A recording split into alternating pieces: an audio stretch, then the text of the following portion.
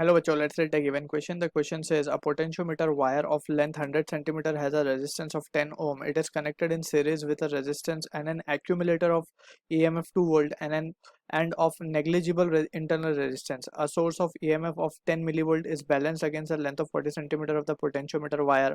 What is the value of external resistance? So option A given है 890 ohm, option B given है 600 ohm, option C 650 ohm, option D 790 ohm. So about the potentiometer, we know that potentiometer is a device that is used to calculate the potential difference, right?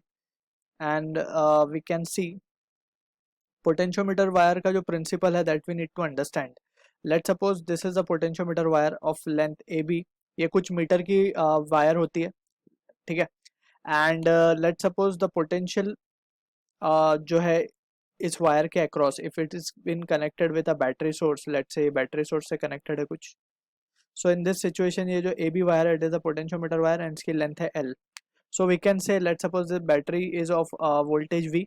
सो जो potential drop आएगा across A B यानी कि L length में potential drop आएगा we का, ठीक. So unit length में कितने का आ जाएगा? यूनिट लेंथ में it will be V by L, right, for unit length.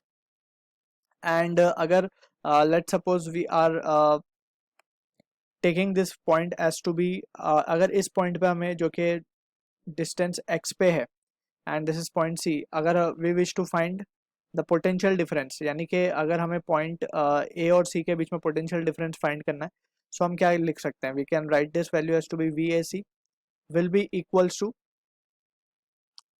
पूरे के लिए तो v बाय एल है, ठीक है ना. For unit length it is v by L. Drop unit length में कितना ड्रॉप हो रहा है? v बाय एल, जैसे हमने यहाँ पे डिस्कस किया. सो x में कितना होगा? Just we need to multiplied with x. और इसी रिजल्ट को हम क्या लिख सकते हैं? We can write this as to be V A C is equals to k into x, where k is the potential gradient जिसको हम कहते हैं v by L. So this is how the potentiometer wire principle works, right, या फिर यही potentiometer wire का principal है. अब क्वेश्चन में वी हैव टू अंडरस्टैंड के it is use for three purpose. तीन जगहों पे we use it commonly, that is for calculating the unknown EMF, for calculating the internal resistance and to compare the EMF of two cells, right.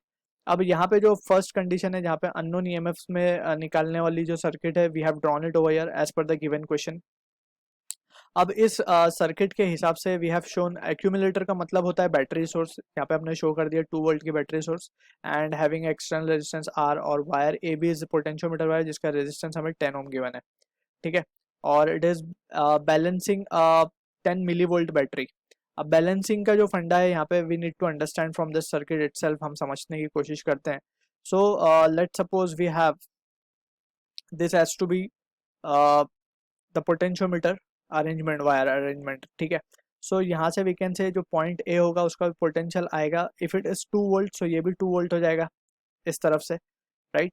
लेकिन अगर हम rightward देखें so rightward में there will be some loss of potential, ठीक है ना. और वो कितना लॉस होगा?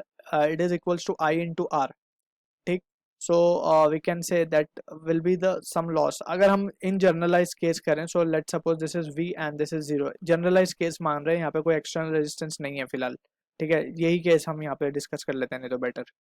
ये केस तो हमारे क्वेश्चन वाला है. Now we will discuss this case. ये एक्स था हमारा. If some external battery is connected over here जिसका ईएमएफ हमें फाइंड करना है E, and it is having internal resistance which is connected to galvanometer, और ये हमारा जॉकी है जो कि सी पॉइंट पे जाके लग रहा है and it is a balancing point, right.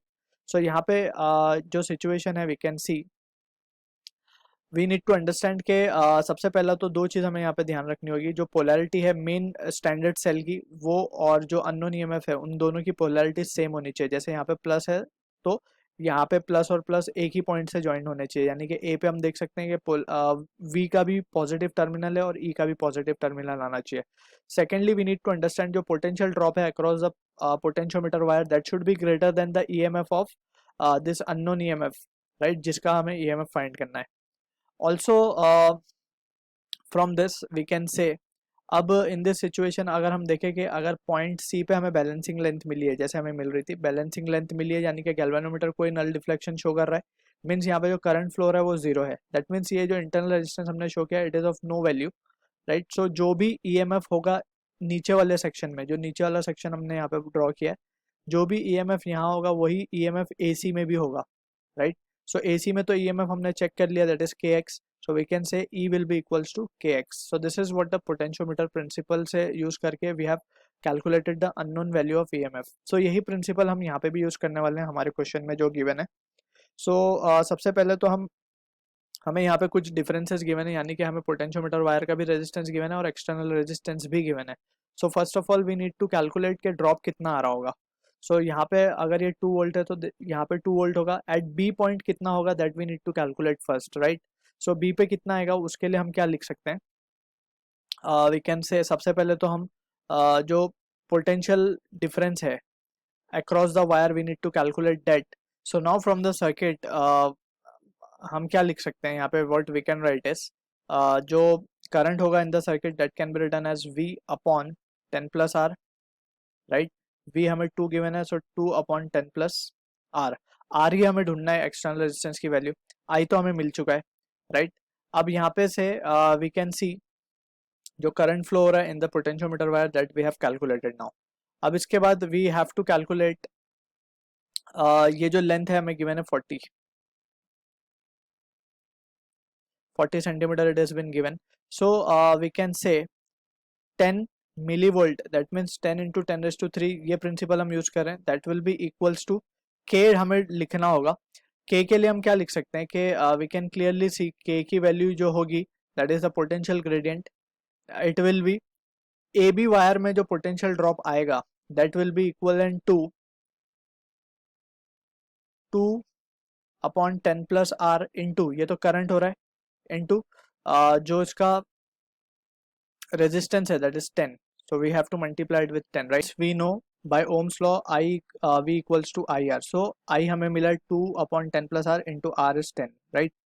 Into ये तो मिल गई हमें किसकी वैल्यू, V की वैल्यू. V अपॉन L लिखना है, L is 100, so we can with over here 100 and into X given है हमारे पास 40, ठीक है. So from here we can see the value comes out to be, ये हो जाएगा 10 raised to -2 and that will be equals to, यहाँ से we can see this 0 0 0 0 cancel हो जाएगा और ये आ जाएगा 8 अपॉन